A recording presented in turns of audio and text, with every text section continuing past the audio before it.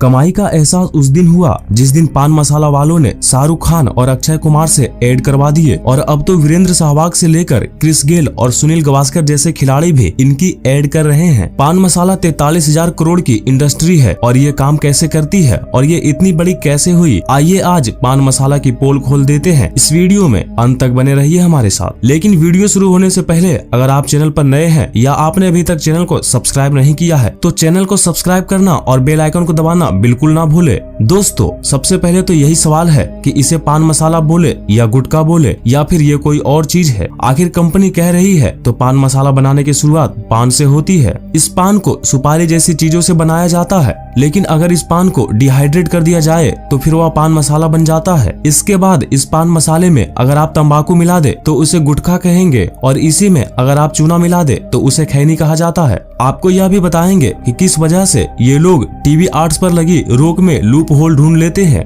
यूं तो पान इंडियन कल्चर का हिस्सा बहुत पहले से है और पान के पत्ते का इस्तेमाल आयुर्वेद में भी हुआ है, लेकिन गुटखा जो तंबाकू से बनता है वह हमारे लिए नया है, क्योंकि भारत में पहली बार तंबाकू पुर्तगालियों ने आकर 1605 में शुरू की थी। 2012 में भारत के बहुत सारे स्टेट ने गुटखा बैन कर दिया था। लेकिन आप देखते होंगे दोस्तों कि गुटखा तो आज भी लोग खा रहे हैं। यह लॉ तो सही था, लेकिन इसका तोड़ गुटखा कंपनियों ने ऐसा निकाला कि उन्होंने पान मसाला और तंबाकू को अलग अलग बेचना शुरू कर दिया। इसलिए आपने कभी किसी को गुटखा खरीदते देखा है तो वह 2 पैकेट्स लेते हैं और उन्हें मिक्स भी करते हैं। भारत में सबसे ज्यादा गुटखा कंज्यूम करने वाले राज्यों की बात करें तो त्रिपुरा और मणिपुर में लगभग 50% लोग गुटखा खाते हैं और इसके अलावा यूपी, झारखंड, ओडिशा, एमपी, अरुणाचल, नागालैंड और असम जैसे स्टेट में करीब 25% लोग गुटखा खाते हैं। ऐसे में अगर हम टोटल इंडियन पॉपुलेशन की बात कर ले तो हमारे देश में 20 करोड़ से भी ज्यादा लोग गुटखा कंज्यूम करते हैं, जो कि रूस, बांग्लादेश और जापान जैसे देशों की कुल जनसंख्या से भी ज्यादा लोग हैं। गुटखा के पॉपुलर होने के पीछे बहुत सी भाषाएं हैं। दरअसल हमारे समाज में यह मान्यता है दोस्तों कि गुटखा सिगरेट से कम हानिकारक होता है, जिस वजह से मर्द ही नहीं बल्कि औरतें भी गुटखा खाना प्रेफर करती है। इसके अलावा गुटखा खाने वाले लोग ज्यादातर लोग बहुत ही गरीब परिवारों से होते हैं, जो दिन भर शहरों में मजदूरी करके पैसा कमाते हैं। गुटखे से भूख को कुछ देर के लिए शांत किया जा सकता है और इसी वजह से मजदूर तबके के लोगों में यह भूख दबाने के भी काम आती है और क्योंकि यह काफी सस्ता भी है इसलिए इसे वह अफोर्ड कर पाते हैं। कुछ केसेज में एक स्टेट के लोग भी गुटखे के पीछे की एक बड़ी वजह बन सकती है। जैसे कि अगर आप गुजरात में देखें तो वहाँ पर शराब बैन है और साथ ही वहाँ पर एक पुराना कल्चर है मावा खाने का, जो कि गुटखा ही होता है। अब क्योंकि वहाँ पर शराब बैन है इसलिए ज्यादातर युवा वहाँ पर मावा खाते हैं और गुजरात में एक बहुत बड़े लेवल पर यूथ के बीच में प्रचलित है। तो यह सभी कुछ वह फैक्टर्स है जो देश में गुटखे को पॉपुलर बनाते हैं और वह इतना बड़ा मार्केट खड़ा कर पाया है। गुटखे के पॉपुलर होने की वजह एडवर्टाइजमेंट भी है। वैसे तो आप गुटखे को किसी भी तरह से टीवी पर एडवर्टाइज नहीं कर सकते, लेकिन पान मसाला कंपनीज अपने की बाकी ड्रिंक जैसे ही पैकेजिंग में कोई दूसरा प्रोडक्ट बेचने लगते हैं। या दोस्तों, जैसे कि लिखा इलायची हुआ है लेकिन मार्केट में उसी पैकेजिंग में पान मसाला भी मिल रहा है। एल्कोहल के साथ भी यह बहुत पहले से हो रहा है, जहाँ पर सभी ब्रांड्स म्यूजिक सीडीज के नाम पर शराब बेच रहे हैं। वरना आज के समय में तो लैपटॉप तक में डीवीडी रीडर नहीं आता तो कौन खरीदेगा सीडी। क्या आप किसी ऐसी दुकान को जानते हैं जहाँ पर इंपीरियल ब्लू की सीरीज मिलती हो?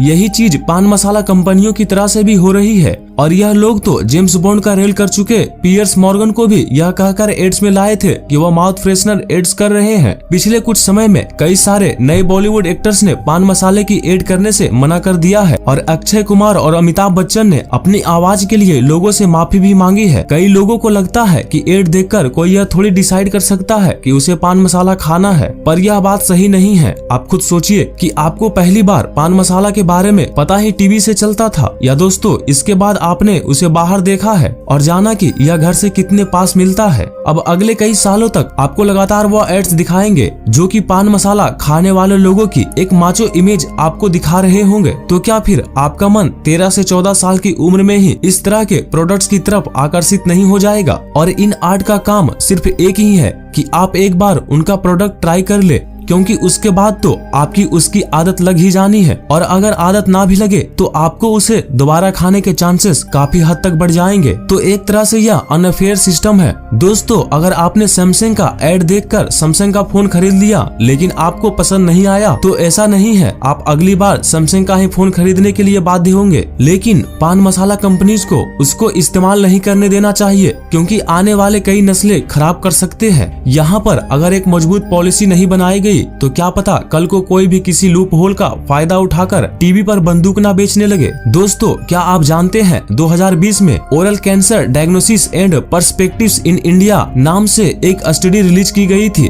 जिसमें बताया गया था कि दुनिया भर में कैंसर का छठा सबसे कॉमन रूप ओरल कैंसर ही है, जिसके लिए गुटखा बहुत ज्यादा जिम्मेदार है। दुनिया की 1/3 ओरल कैंसर के पेशेंट्स भारत में है, जो दर्शाता है कि हमारे लिए समस्या कितनी विशाल हो चुकी है। पर कुछ पॉजिटिव चेंजेस भी हमें देखने को मिले हैं। अगर हम 2009 और 2017 के आंकड़ों को कंपेयर करेंगे तो यहाँ पर 2009 में भारत में 34.6% लोग गुटखा खाते थे, वहीं 2017 तक सिर्फ 28.60% लोग ही गुटखा खाते हैं, और मुमकिन है कि अब 6 साल बाद ये आंकड़ा और भी नीचे गिरा होगा। 2009 से 2017 के बीच में गुटखा खाने वाले लोगों में 81 लाख लोग कम हो गए। दोस्तों, सरकार की कोशिश यह भी है कि टोबैको प्रोडक्ट्स पर ज्यादा से ज्यादा टैक्स लगाकर इस समस्या को हल किया जाए, ताकि प्रोडक्ट इतने महंगे हो जाएं कि कोई इन्हें खरीद ही ना पाए, और अगर खरीदे भी तो फिर वो ज्यादा क्वांटिटी में ना ले पाए। इस समय टोबैको प्रोडक्ट्स पर 28% जीएसटी तो लगता ही है, और साथ ही जीएसटी कंपनसेशन सेस भी लगाया जाता है। अगर हम सिर्फ टोबैको से ही कलेक्ट होने वाले टैक्स को देखेंगे तो नंबर 53,000 करोड़ के पार चला जाता है। और कुछ लोग ये मानते हैं कि ये भी एक वजह है जिस वजह से सरकार नहीं चाहती है कि लोग टोबैको कंज्यूम करना छोड़े, लेकिन यह राय सही नहीं है। या तो आप यहाँ पर टोबैको टैक्स से कलेक्ट होने वाले रेवेन्यू को देख रहे हो, लेकिन आप इसमें लॉस फैक्टर नहीं कर रहे हैं, जो कि ह्यूमन रिसोर्स यूज करने की वजह से देश को होता है। 2017 में भी दी हिंदू अखबार का कहना था इकोनॉमिक और हेल्थ एक्सपेंसेस जो कि टोबैको यूज के कारण हुए हैं, या फिर सेकेंड हाफ स्मोकिंग के कारण, उसकी कॉस्ट करीब 2 लाख करोड़ थी, जो उस समय हमारी जीडीपी का 1.4% था,